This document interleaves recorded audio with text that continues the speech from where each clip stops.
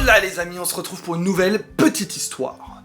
On a déjà parlé de la girafe de Charles X et de ce petit truc bizarre qu'on appelle ornithorynque. Et bien aujourd'hui, on va vous parler de la découverte du narval. C'est parti.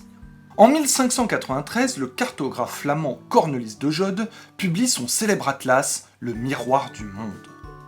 Sur les mers proches du pôle Nord, il y dessine un animal étrange. Un cheval avec une queue de poisson et une longue corne sur le front. Une sorte de licorne des mers. Il se trouve que cette image ressemble beaucoup à une autre publiée quelques décennies plus tôt par le Suédois Olaus Magnus. Ce dernier décrivait une créature attaquant un navire qui, par la grâce de Dieu, avait pu s'en sortir. Les Européens avaient toujours imaginé la licorne comme un animal terrestre. Mais à bien y réfléchir, il est vrai que les supposées cornes de licorne provenaient souvent des pays d'Europe atlantique. Le navigateur anglais Martin Frobisher effectua en 1577 un voyage dans les eaux nord-américaines, entre le Canada et le Groenland. À son retour, il offre à la reine Élisabeth une corne de licorne de mer.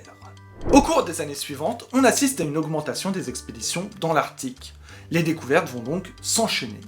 C'est le médecin danois Ole Worm qui sera le premier dans un ouvrage de 1638 à affirmer que ces cornes ne proviennent pas d'une licorne des mers, mais d'un véritable animal marin.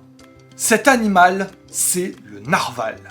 Ce cétacé, proche des belugas, peut mesurer jusqu'à 5 mètres de long et vit dans les eaux de l'Arctique, du Canada, du Groenland et de la Russie. Globalement, tous les endroits où il fait froid. Le business plan était au point. Les Inuits chassaient les narvals, les Danois leur achetaient les cornes et les vendaient en Europe. Cette fameuse corne a longtemps été une énigme pour les scientifiques. Aujourd'hui, nous savons que cette corne est une excroissance dentaire présente chez les mâles. Elle permet au narval d'avoir des fonctions sensorielles très élevées. L'animal peut ainsi mesurer la salinité et la pression de l'eau ou détecter un changement de température. La mythologie autour de la licorne des mers est terminée. Mais malheureusement pour le narval, cela n'empêche pas les chasseurs de continuer à fournir les cours européennes. Sa poudre était encore prisée jusqu'au XVIIIe siècle pour ses vertus guérissantes. C'est déjà fini! On espère que vous appréciez ce type de format un peu plus court qui nous permet de raconter des histoires un peu différentes de celles de d'habitude. Pas de pause pendant les vacances et ça mérite récompense. Donc, si vous voulez nous soutenir, vous savez ce qu'il vous reste à faire.